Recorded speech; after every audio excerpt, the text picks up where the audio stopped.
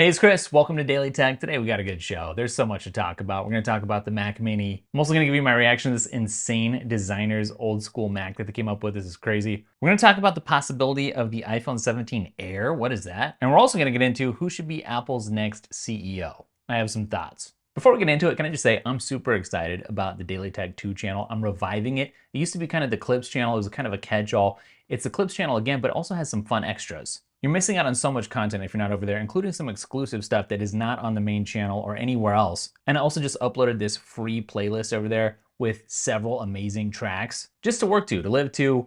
I love it. I'm listening to it on repeat. And I'm gonna break down a little bit about how I made it and what it's all about probably later. But you already knew about it if you subscribe to the Daily Tech newsletter, which is free. It's also back and better than ever. Comes out every Friday and you can pick up some free wallpaper while you're at it. This is the file that's free this week. The new Mac Mini is really cool. People are loving this thing so far. And it's crazy because if you tried to build a PC that was like the same amount of power and components for the same price that this starts at, you'd be pretty up a creek. It's pretty remarkable and it's so small. But one thing that's pretty funny, as pointed out by Mr. Macintosh here on X, is the placement of the power button.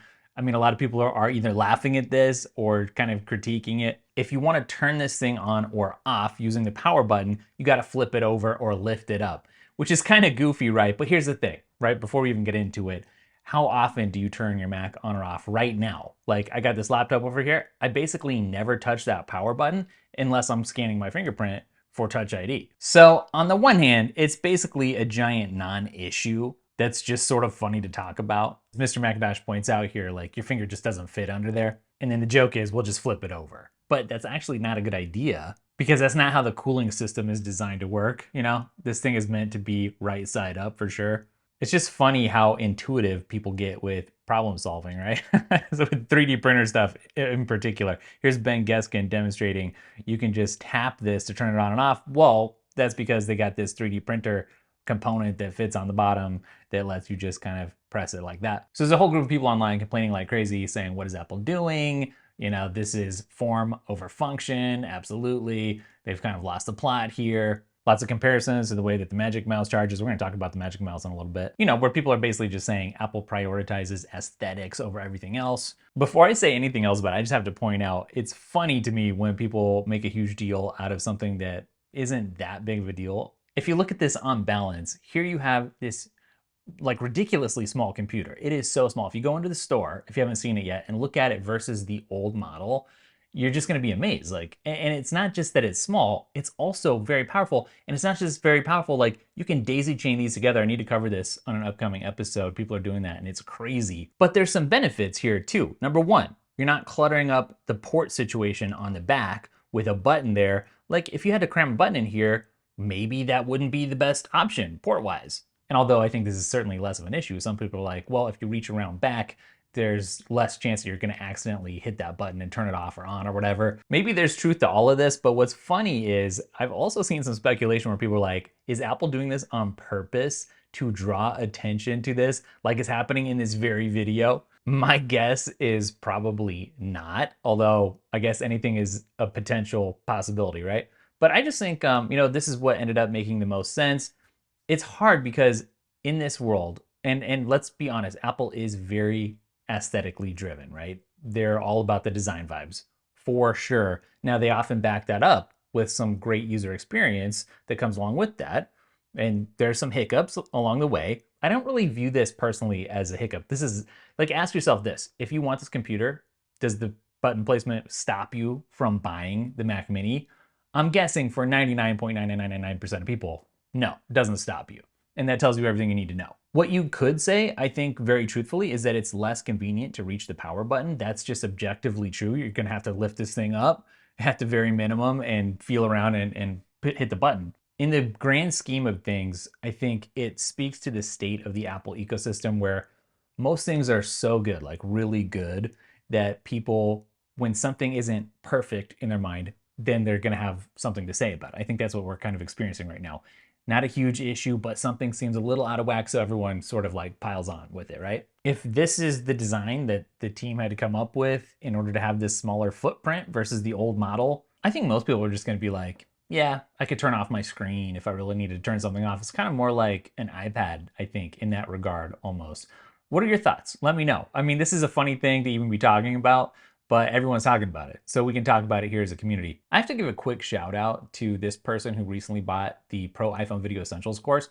They have this glowing review. I'm just gonna flash on the screen very briefly. It's always nice to see this feedback come in when you put a lot of work into something. And even though I've moved on to creating the AI course, which I'm super excited about, there's so much opportunity on the horizon if you don't just sort of play defense, but play offense and prepare for what's coming down the pipeline. So who should be the next CEO of Apple? Apple Hub got my attention here. They posted the photos that made it real easy for us to see here.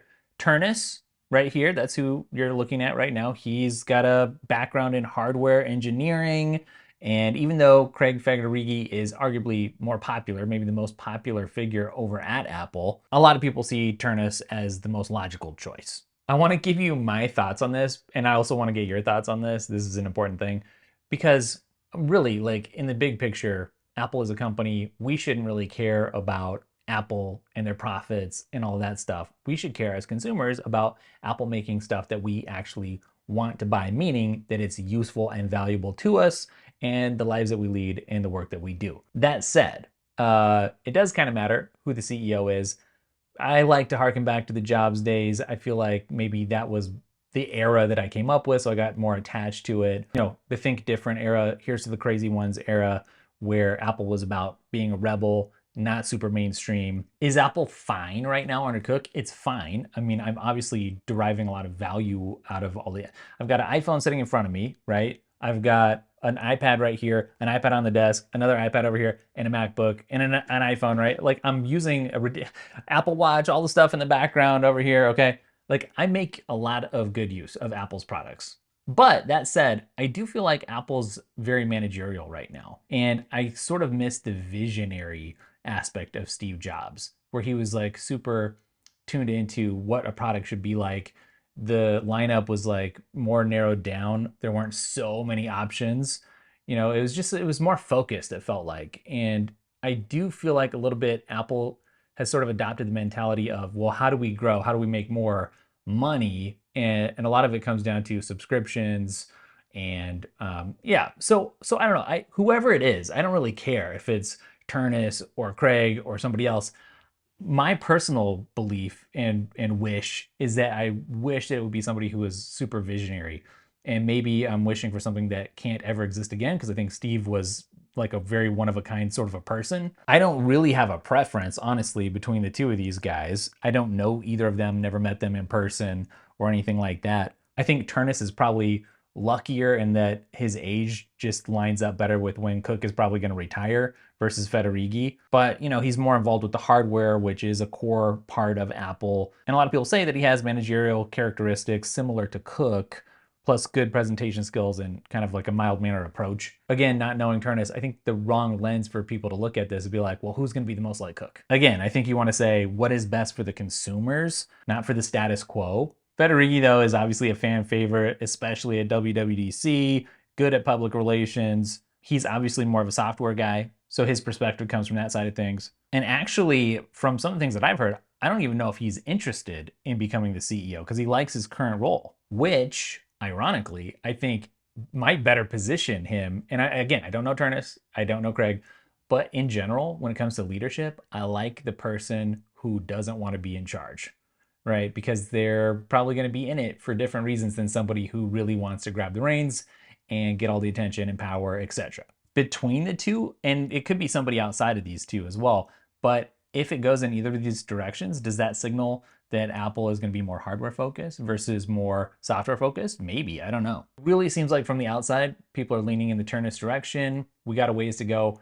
Don't know which way is going to shake out, but I am curious, again, to know your thoughts. Let me know. And let me know what your prediction is and who then you would prefer also, because those could be two different things and why. Mac Rumors today is reporting that the iPhone 17 Air might not be much thinner than the iPhone 6. First of all, what in the world? Why are we having a discussion about thinner iPhones? We got this iPhone, it's the new Pro here, like it's not too bad. It's not too thick, it's not too thin, like it's pretty decent. It's kind of heavy, so a thinner iPhone would shave off some weight, and I get it. Like there's an appeal to having something that is taking up less space in your pocket, whether we're talking about any of the dimensions, width, height, thickness. I get it. However, who is asking for a thinner iPhone at this point?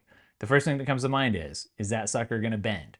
Second of all, what about the battery? And majorly, what about the battery? I mostly care about the battery. The size can be as big as the current Pro, not the Max, and I'll be pretty happy as long as it has a good battery. I think you have these two competing camps. You know, you had Johnny Ive back in the day, he was making everything thin, thin, thin, and that sort of came at the expense of some other features that people cared about also. But is that what customers are asking for, thinner and stuff? Because I feel like I talk about Apple a lot on the channel, on social media, and I'm not really seeing people craving thinness at the moment. There was a time when thinner, thinner, thinner was cool, and we got obviously the moniker iPad Air, right? And also the MacBook Air. And that was a big deal back in the day, especially with the Mac. And it had that tapered design originally and stuff. But I don't feel like we're in that mode right now where people are craving the thinness, unless I'm just missing something. So that's kind of why I'm making this. I want to get filled in myself. So let me know, are you craving a thinner, any Apple product at the moment? This isn't like the Vision Pro where the thing's heavy and it has to reduce, you know, the weight so that it's more comfortable on your head. We're not really talking about that. Like, when is thin valuable when it comes to an iPhone in particular, and when is it kind of a liability? And let's be clear, I mean, this is pure rumor right now. So, you know, this isn't like official. Apple hasn't said this is the direction that we're heading. People are just like leaking this. And it's fun to think about, right? What the next iPhone might be, especially when the design doesn't change all that much for several years at a time. People kind of latch on to, oh, that might be really different. Would I like that? Will I spend money on it? I think if Apple wanted to really differentiate, I think the obvious thing at this point for Apple to do would be to come out with some sort of a foldable. I keep talking about this because, you know, look, I got an iPad Pro over here, I got an iPad mini, I got my iPhone. Well, what would the perfect combination be? Probably an iPhone size device that folds out into something that's more like mini size, right? That would be killer. That would be different for Apple, not different on the market in general. But, you know, in recent years, Apple has not needed to be first, right? They usually see what's going on. Is there demand? Is there interest? Can they do it in an Apple way and then come late to the party, but put their Apple spin on it and make it as good and as Apple-y as possible so that, you know, like Apple fans don't want the Samsung ecosystem or device, or they would have it already, right? There's a reason that they're in the Apple ecosystem for the most part. And actually for a while, I mean, thinness was the thing because it's good marketing, right? Like, it makes sense to be airy. Then again, foldables tend to be a little bit chunkier, so maybe what's really being discussed is a thinner foldable or something. I mean, I don't know, but I am curious what you think about this. Would I buy a phone that was slimmer just because it was slimmer? No, I wouldn't at this point. That actually feels like it'd be a step in reverse, sort of, from what I'm used to. I've gone the pro route because I want those pro capabilities, especially with the camera systems. And as I like to bring up on the channel, everything is a trade-off. So if you get a thinner phone, you are going to lose something else. And vice versa. If you get a thicker phone, you're going to lose the thinness, but you're going to gain something else. You know, like, it's all a trade-off. And at the moment, I mean, I'm pretty happy with the Pro right now as it is in this form factor. I'm starting to get more and more curious about the foldable. I've got a business partner who loves his foldable, loves it. And he's going to switch to a different one because it has, you know, like an extra third one. Like, he just loves the folding design. And I don't know, I'm coming around to it. Like, just because Apple does or doesn't do something, that's not a good reason to like or dislike it, I've found. Rumors crazy, but let me know what you think. Okay, I want to take a second and just show you a bit of this video from Inga Hampton. Raycast is coming out with some new stuff, and they commissioned this design, and they're going to give away some posters. And this is not an ad. I just saw this, and I wanted to share it because it has to do with Apple and sort of just the culture here, and it's really cool. Design is part of Apple. That's what we were just talking about. And you look at the talent here. This is not AI, by the way. This is somebody actually having a lot of skill and taking a lot of time. Obviously, this is sped up to put forth an amazing amount of detail. I mean, I went to school for design and I couldn't do this. This is absolutely insane. Let me minimize this so you can see a little bit who this is. This is just sort of a vintage Mac design. And you see all these gradients happening, lots of different shapes and stuff. If you don't understand how hard this is to pull off, I mean, I gotta tell you, this is pretty next level stuff here. And look how it turns out. Even like the lines in the screen for the refresh rate come through with that old school icon. So Inga is the product designer. She's an illustrator over at Raycast. And Raycast, if you're not aware, it's just kind of a cool AI tool that kind of helps keep your Mac in sync. It's a productivity tool. and we're not going to dwell on it here because that's not what this is about. I really just wanted to appreciate the design here. So yeah, I just want to say congratulations on the talent.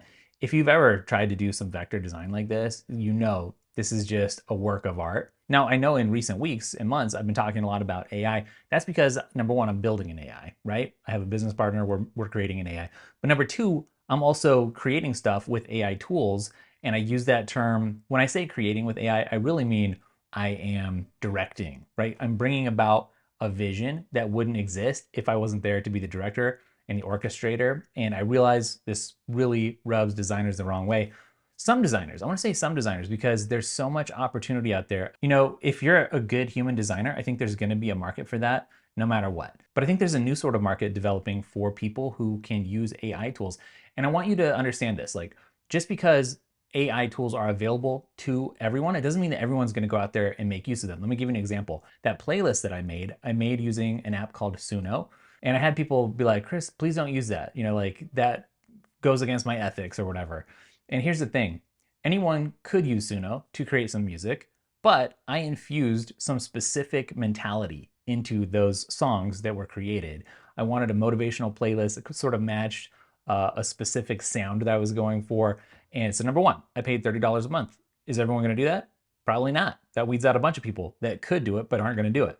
I sifted through hours and hours worth of songs that were created by Suno to curate just the right songs, the lyrics, the sound, and the message, and having that all come together in a cohesive whole that would make this playlist. And number two, like a lot of people aren't going to do that either, right? So we've done two things already at creating that playlist that a lot of people aren't going to do. And then number three, packaging it all, putting some artwork together for that, and putting it out and promoting it.